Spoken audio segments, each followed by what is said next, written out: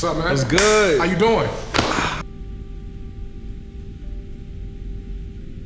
I'm alright, man. You excited? Fresh off an accident, but I'm feeling alright, man. Accident? Yeah, we'll stick to the positives first of all. Yeah. All right, so bro, you are celebrating the release of your debut album, right? Debut, this is the first one. First one. Yeah. October 23rd. Yes, 10/23. Before we get into the brunt of this interview, because I have a long list of questions ranging from your origins to the music abilities, state of DMV, artistry. Mm-hmm. You know, I want to know, what is your feeling like right now, bro? With everything that's coming to a head, your project coming out, you're doing live performances, like how do you feel?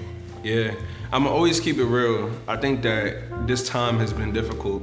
We wanted to put out the project back in February, and I think ever since then there have been nothing but setbacks, from, you know, shooting the cover art to doing the listening party to doing the tracks and more. And I think that just means that we got something special. So I kind of feel like this in-between place of like mustard seed faith that's increasing, partnered with just like not worry, but just wonder of what's to come. Yeah, I mean, it's always, you know, before even like this interview, I was telling some people, it's when you're an artist and you're releasing music, it's really a vulnerable state. Yeah. Like, it's something like you're exposing yourself to the world. Yeah. You know, do you have any like reservations for that, or like within yourself, or it's really more about just bringing out like your emotions within this project and the release of it? Like, how does this make you feel? I think I've spent enough time with these tracks now to really listen back to the way I presented things, from lyrics to execution, and considered what is around me. I believe that I paint stories that are from like not only my circumstances, but the ones of those around me. Yeah. And when I'm painting these pictures, I have to make sure like nothing is too obvious, so it could remain subliminal, for the people to remain like just, you know, kind of comforted in their own like stories and what has actually happened. So I may have crazy stories in my life, but I protect the people around me so that I can write and put it out. And so the feeling behind it has just become like contentment. Like, I feel like, okay, I've created this track or a culmination of tracks that reflect not only my like lyrical range, but like my vocal range to, you know, rapping and singing, and I just feel complete. Like, I feel accomplished. And that's something that this project, I think, it exemplifies. Your amazing ranges of not only just rap, but R&B, soul, but then also putting in some Afro beats. Like, you really take it into different levels. And we'll get to dissecting the core of your album, you know, in a later part of this interview. Okay. But I first want people to understand who you are. Yeah. You know, where you come from. So, Richie. Yeah. Can I call you Richie real quick? You sure can. Okay. Tell me your origins, bro. Like just the beginning. Where did you come from? I'm gonna start this story in 2018. 2018, maybe 2015, I'll say. Like, I had the opportunity to be around other artists who are already recording with DAWs and recording with audio interfaces, and kind of teaching me the verbiage around what it means to audio record and record music, and kind of like that home studio sense and more. And I think once I got that knowledge from like 2015 to 2018, I kind of just took it and I was like, no, I'm eager. Like, I have to drop a track. I remember I went to my sister's worship night, and I was like, okay, like, there's some awesome artists here, like, but they were just playing instruments at the time. And I remember hearing a lick. It was like, dun-dun-dun, dun-dun-dun. And I was like, I need to find that lick. I don't know who played it. Everybody was on their instruments. I was kind of confused. I was like, who played that lick? I need to figure it out, because it kind of just felt like something I wanted to write to. And that's when it kind of sparked like this desire to put my lyrics, my experiences to paper, to kind of just find out how to express myself through these words, and hopefully create something that people can understand and latch to. And so around 2018, I figure out my boy Hide, he goes by the artist named Zamwe. He actually was the one who played it on his bass, and he was like, man, you like this lick? Like, I'll make it a whole beat for you. And he created what became the instrumental for Euphoria, or my song You. And I dropped that February 2018. Wow. 2 weeks later, he had me perform it at his concert. So I was like, whoa, like, yeah, it's a crazy job. You know, like, just fresh into and that was performing. That was your first performance, correct? Yeah. Okay, what was that like? First performance ever, one song, Excuse me. Anytime. First performance ever in one song, I felt like, oh yeah, and they're gonna be like, what was that? You know, what did he do? But as the time approached, I kept practicing the music, and I never got tired of it. And for me, that has become my sign that the song is good, or it's at least good to me. Good enough that I'll be able to promote it, good enough that I'll be able to perform it, good enough that I'll be able to share the lyrics with people if they're wondering, and share those stories. So I felt confident. It was like, like I'm going into this singing the songs that I always sing. Sometimes artists may struggle with having that type of confidence, especially with their first performance, but it sounds like for you, it came naturally.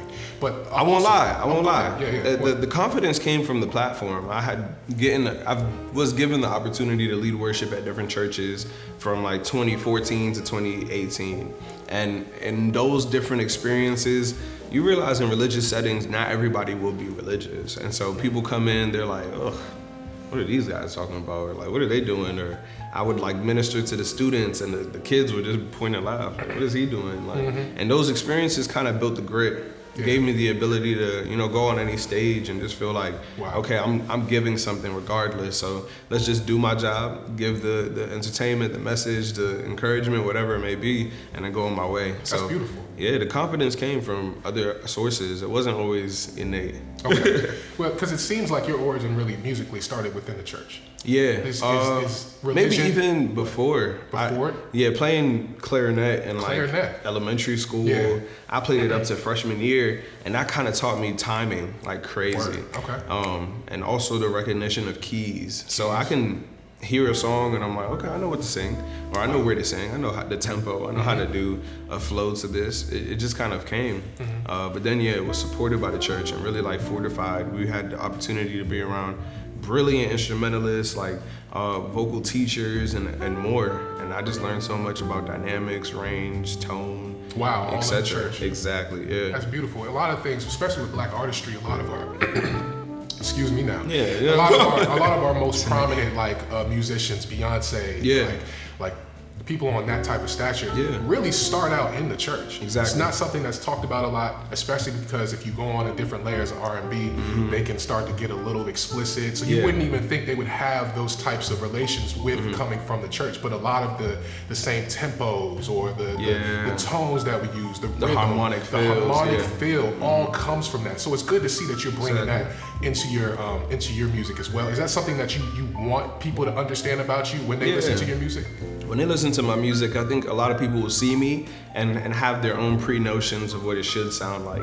But I want people to know it's like I'm a geek. Like I'm just a regular kid from Montgomery County, Maryland. Like in the essence of things, I'm expressing myself, and I do have this talent, but I do want them to be able to see the authenticity, the rawness of everything. And if that means I got this skill from the church, this skill from band, this skill from just sitting in the streets of London or whatever, like wherever that has been acquired, I'll let it be known, and I'll try to share that just in the origin or the authenticity of how it's expressed, and also the stories that I tell.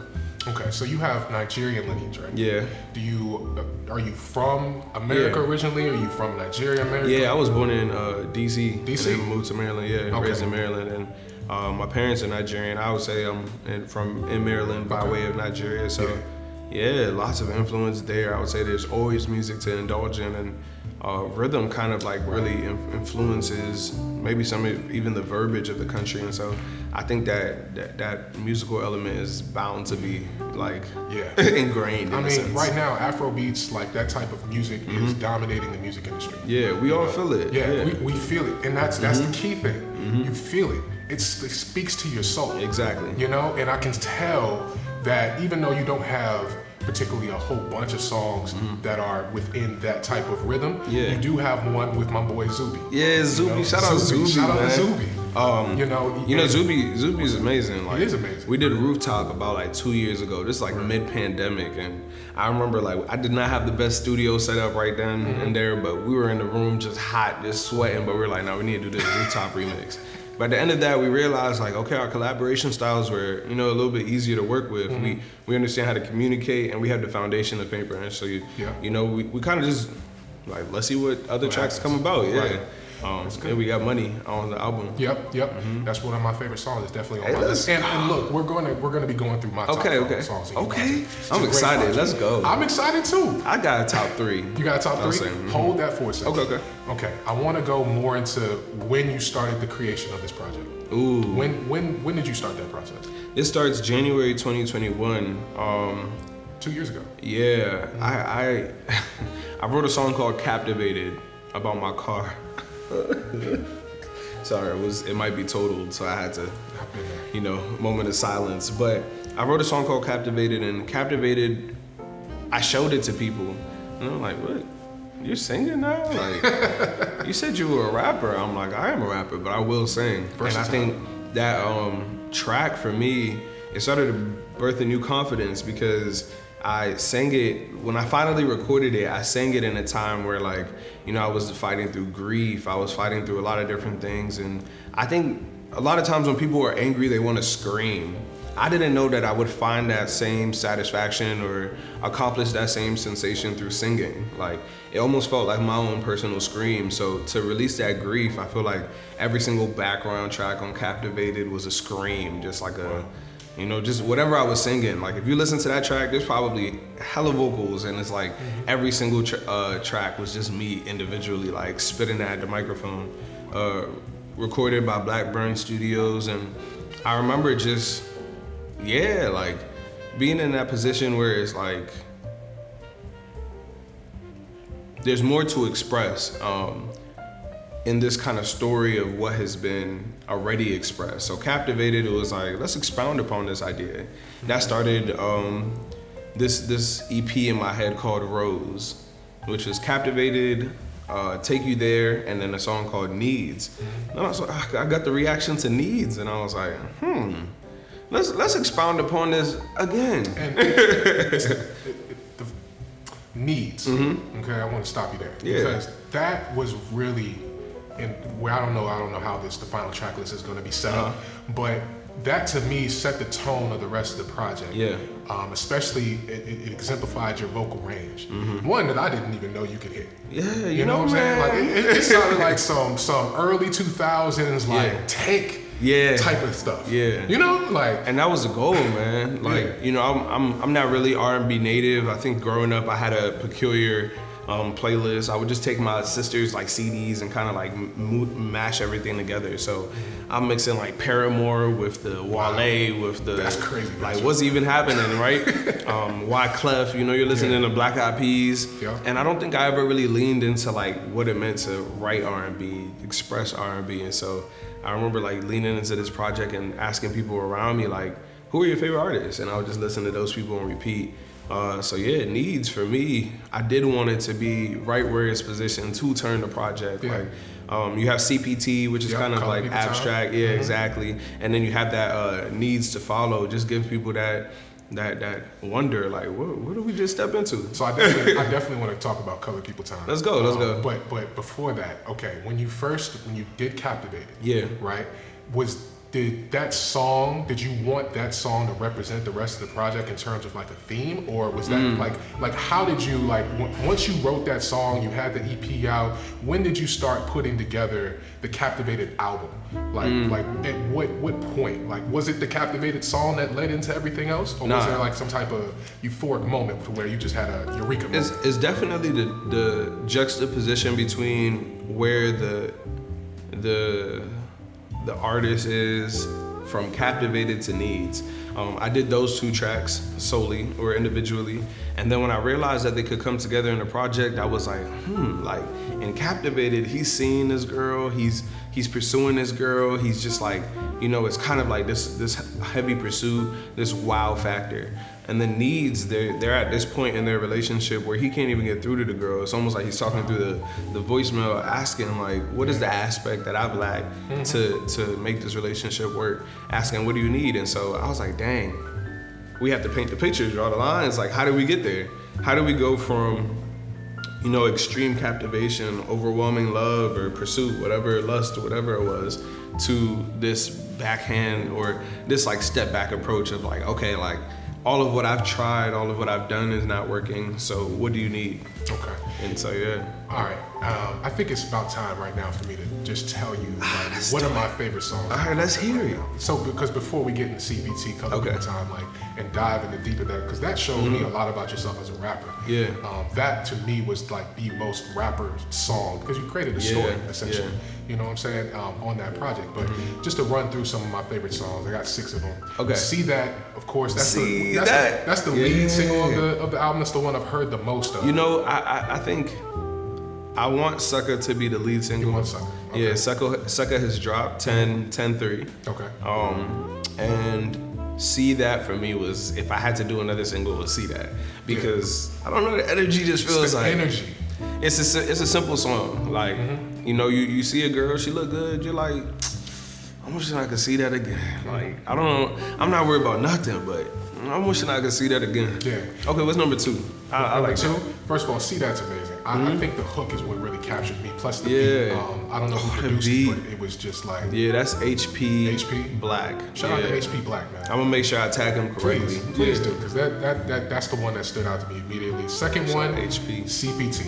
Color People CPT. Time, where you just go absolutely stupid with bars. Like, I didn't know you could write like that. Come on, man. I didn't know you could do storytelling like that. Yeah. You know, because it's capturing the moments of you, boarding a plane or going to a different country. Yeah, you know, it was 2019. I was headed from London to Nigeria. Okay, speak on it. Tell us the story. I don't know if I could lead the story too much, just to protect the parties. Yeah, that's fine.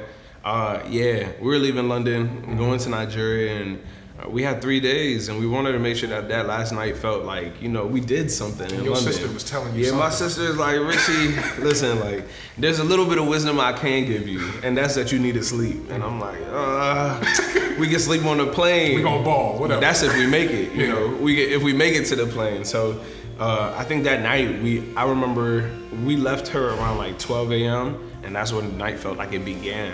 I didn't sleep until like 6, and then we got to the airport like 11 a.m. and everything was like, everything just going to the airport was extreme. And I felt like just this overwhelming humbleness of like, I should have slept.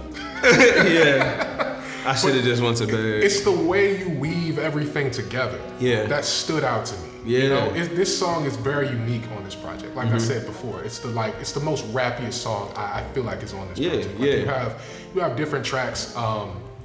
Ones that you go into DMV flows. That's why I think this is a very versatile project, because not only are you just like, you're doing traditional rap, you're adding in the DMV flow, you're doing R&B, melodic melodies throughout, like from like that sound like early 2000s, later 2010s. Like you can see all the influences on this project. Something I do want you to answer later on, but let's continue down my list. Okay, let's do it. All right, third song. I think it might be my favorite song on the project. Okay. And that's Lazy.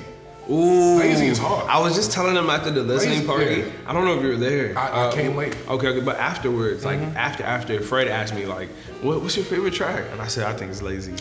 Lazy Why? is just, oh man. Salima Daniela is a brilliant writer. And I think that when she was going into it and really filling out the beat, first of all, the beat is just full to me. It makes sense. That's my boy Versus. He's out in, I believe, Maine. And when we heard that, she was like immediately writing. So for me, it was like, okay, the energy matches. But this point in the album, it's like Lazy. Like it's like Richie getting a chance to really sit down with the girl and say, what do you need out of this? And she's like, you know, like I just need time to grow. And he's like, I need time to grow. And they both find that resolve. And I think that the way that it was displayed, it was just like, it feels like a cry, but like they're in different places to me. It feels like it's a rainy day and they're in different rooms and they're just like screaming just so you can like hear my cry, like hear what I'm trying to like speak to you and give to you in this. But Lazy for me, I don't know. It just paints the picture. You said the feature, her name is Salima? Yeah, Daniela. Salima, Daniela, you guys coexist on that song perfectly. Yeah. Like it really, tone everything. To everything. And that's really what stood out to me was the collection of both you and her, like and the dynamic that you both have on this song. I mean, combination with that plus the beat, I mean, it just captivated me. Like it's one of the things that's exactly. That's how it's supposed to be. That's how it's supposed to be. Exactly. So I mean, I've listened to that that song in particular more than I probably have on any of the songs in the project. Me too. I had to slow down. Like, I'm almost a stickler. So if I hear something that seems off, I'm like, no, we have to go back to the studio. We gotta mix it again. So I had to slow down. I had to like, let me just. A little bit of a perfectionist in that sense? Yeah, I could definitely be. And I don't even know what my picture of perfect is. It's just more feel. Like, I don't want to feel like there's a part that if I was performing it, I would feel cringe. Like, maybe I should say that quietly, or maybe I should say it differently. I want to feel like, nah, this is what I meant. Yeah, I'm gonna show you guys. And with art, it's in the eye of the beholder. But I definitely understand when you hold in the paintbrush, you definitely have a particular like mindset about how you want the painting to come out. Yeah. But you never know. Someone else may see it differently. They might get a different understanding or perspective from the song. But that's very true. To me, it just really stood out to me. Like out of every other song on the project. Got that feel. All right, the next song, 10/8/21. 10/8/21? Oh, okay. So on the project, that's going to be called Greed. Okay. Yeah. Okay. How'd you feel about that? How did I feel about it? Yeah, Wavy was going crazy. It was Wavy. I thought it was Wavy. Wavy is the feature. Oh, that's who it is? Oh, I thought, well, it's Wavy too. Yeah, Wavy's Wavy. She was, I mean, you're able to find, and that's another question I have for her, but you're able to find talented people that go with your sound. Yeah, Do you just naturally have that eye for talent? I don't think it's natural. I think that it's experiences that have given us the ability to like step into more rooms and then just kind of like establish an understanding of like, okay, like this person kind of like sounds like us, or this person kind of like feels what we feel, and this like attempt at just kind of bringing the vibes. And so, when we do find those barrels or we do find those pockets, we usually just link with the artist. And I'm saying we because I like to keep like a couple people around me who know what my sound is, so they could like keep me accountable in a sense. Like, you know, just and we'll just spot like, what is she writing? Like, what is she doing? And then most times I get the chance to work with those artists, whether I'm doing a chorus for them, like with them, whatever it may be. And those give us the opportunity to say like, maybe we should connect with them. So I don't know if it's natural, but it does flow naturally. What is it like to be in the studio with you? Like, is it a seamless type of connection? Do you guys have to find a common ground? Like, how does that initially go? I think that you definitely have to establish a common ground. Whether it's we just played basketball yesterday, or we like the same music, the same artist, whatever it is that allows you to connect with that artist and really start a conversation, it's gonna allow you to know how they speak. When you know how they speak, you can kind of know how they would lean towards their writing. Like, I love slang, but I also will speak with great diction. I'll use the highest form of vernacular to impress the crowds, but I understand that slang is that type of colloquialism that blends people together. And so for me, like, it's anything. I'm in the studio and I'm so focused. I probably rehearsed my verse 17 times. So by the time I get to the studio, I'm doing it in like 5 minutes. Wow. And then I'm like creating space for the other artists to really stumble over themselves and like, you know, fumble if they need to. If they record in like 5 seconds too, like, I don't know if you heard Talent Show, but Camille Marche at the end, she did her verse in like 7 minutes. Wow. And I was just like, true. What do you want to do with the rest of the time? She's like, let's do ad-libs. After the ad-libs, it was like, cool, like, well, let's just mix it. Yeah. But it really just varies. I think that I'm trying to rehearse as much as possible and understand my music so I could give that energy just as if I were going to perform it. And I oftentimes will try and have those conversations and kind of share that energy with whoever I'm working with so they can come and attack it at the same rate. Yeah, man. Okay. Well, I definitely feel like let's just force what I'm giving out of the people. Yeah, at least. You can tell. I mean, these features are perfect. Like I keep saying, like, I understand perfection isn't something that normally humans can achieve. Yeah. But we always strive for it. And when you see a person striving for perfection, it's definitely noticeable. Yeah. And that's something that you did. So transitioning out of my favorite songs, I'll give you my favorite songs. Yeah. And because I understand we're coming to the near end of this interview. Okay. I want you to go through briefly your favorite songs and why. Okay. From the personally from your album. So I'm gonna give you number one at All right, I'm gonna get. This is I have favorites like every 2 weeks. It changes, but my number one right now is Lazy. Same things that I said. The beat is bumping. I feel like it just paints the scene perfectly. it paints the picture. Second one for me is CPT. I feel like the cadence of it kind of created a bounce that I needed. Yeah. When it comes to me and rapping, like I'm always like I need a bounce. Like I just need a good energy. Yeah. But the conclusion for me was something unexpected, and I think even for me to this day, I'm like, how did I get there? Like, and I think I love that about it. So that's number 2. Number 3 though, sheesh. You know, right now, I'm gonna give it to Litmus. I don't know why. I'm a sucker for Giannis bars. Like Giannis bars just they just do it for me, man. Like I'm like, yeah, go green. Go green, man. Like, you know? Okay. So that's my top 3. Those are your top 3? All right, so now I want to transition to legacy. Oh. I want you to tell me, what do you want when you hear a kid say your name? Yeah. You know, and he's talking about like a true fan. He's really like, he listens to you, like you influence his life. Like, what do you want fans like that to understand about you or to learn from your journey as well as your artistry? For my journey, I hope that it's my journey, my personality. I think my dream or my hope is that people will step into just expressing themselves, or maybe I should emphasize expressing themselves creatively. I think that everybody has something creative that they can lean into, whether it's dancing, painting, I don't know, like pole dancing, like just do something. That's art too. Yeah, do something expressive that can allow yourself to, you know, really communicate your state, your being.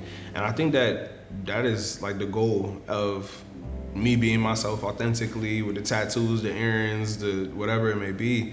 And then with the music, I hope that when people hear it, it's just, dang, that's real. Like it's said real, it's given real. Like I don't want them to feel like, would he do that? Like, would he say that? Yeah, for me, that's, yeah. Because everything's real, you're authentic. Exactly. And your message is gonna be relayed authentically. Yeah, thank you, exactly. So hopefully the kids, hopefully the parents, whoever it is, because, you know, the listening party demographic was a little bit more interesting to me than I thought. It was like, I'll say anywhere from like 20 to 50. Wow. And maybe more. And I think for me, that shows this music can age well because I'm performing older tracks mixed with the newer tracks, and it can also just sit with all parties. So I'm just excited about that, man. That's crazy. You definitely have a large range that you can reach with your demographic. Yeah. Because you make music that my mom would listen to. Yeah. And so I know, because like I've dealt with a lot of Some people have said that. They'll text me like, my mom but that's loves your good. music. That's great. Like the more range of age that you can reach, the longer you'll be able to be a musician. Oh yeah, well, that's true. Of course, like you'll be a musician regardless. But I'm talking about the amount of people that sustain it, you know, and you'll be able to do that. That's true. One of the last questions, man. Let's go. Where do you see UWEM in 10 years? In 10 years, man, let's see. Now you don't have to be modest. You can say I got a Lambo out with a new crib, the mansion. You know, I don't really think about the vision of the cars and everything. That's not you. I know it's me. Okay. Don't get it twisted. But it's kind of like I'm so set in what I like that it's like I don't think about it too often. I do think about like what I could do outside of like my home life and style. Like I hope to like start rec centers, man. Like I don't know how to express it, but when we were younger, I think there was like two options. You in the neighborhood gangs, or you have a group of friends involved in something, whether that's sports or like extracurricular activities.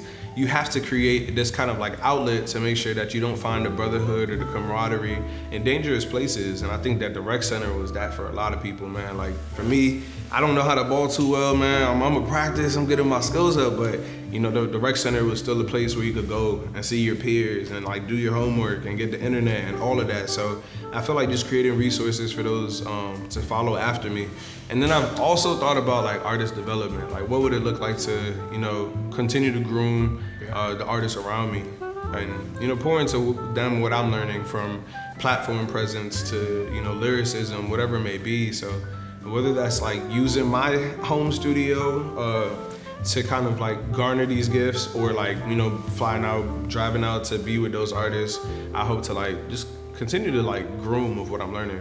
it's beautiful, man of the people. I mean, you really like. I give back. Yeah, that's what I'm saying. It seems like you're very prone to give back. You want to reach back. You want to help out the community. You want to be able to feel or have a positive influence on a lot of people's lives, dealing with different ranges. And that's what I love about you. That's what I love about this project. Appreciate I think a lot of it, like you poured your soul into it, and I mean the reflection that you're gonna get back, it's gonna be tremendous. I feel like. Hey man, you know, man, for me it was I don't think I had much in the sense of what I've been able to like grab because of the capital I hold, whether socially, financially, whatever it may be. However, people have been, you know, some have gatekept, but there's also been people who have just poured like even above like what I expected, above what I truly asked. I think there were those people that leaned in more to see me advance more, and because of those people, I'm like, nah, I have to continue to like pay it forward. Amen to that, brother. Yeah, bro. So as we leave today, as we kick things, as we end things, what are some final words for the people, man? Everyone at home, mom, dad, family, friends, kids that's maybe looking up to you. What do you got to say to them? Man, like I said, fresh off the accident, so pray to Jesus, he's your protection. But more importantly, it's like, nah, there's nothing more. Besides that, like I said, lean into your creativity, man. There's always gonna be more to express, whether it's the trauma that you've experienced, the joy that you've experienced, the love that you're currently in. And I think that through being able to communicate that with people, you find your tribe, you find your people, you find your accountability. So the more you express yourself, the more you'll receive. Amen to that. Well, I appreciate you sitting down. Yo, what? Phenom, this is Mr. Phenomenal himself. I appreciate you, man. Thank you so much. No problem, bro. This was a long time coming. We've been talking about doing this for a very long time. Yeah. Shout out to the Burtonsville Collective. Shout out to the Burtonsville. For putting this whole thing together, producing this. You got a sign? You got a sign? Nah. Let's keep it clean. And shout out to Phenomenal Radio. You know my home, man. This was definitely a partnership that needed to happen, and the world is going to be so happy about your project coming out, bro. Man, I have a feeling, man. I'm excited as well. I appreciate that, man, a lot. Thank you. No problem, bro. Hey. Hey, we out.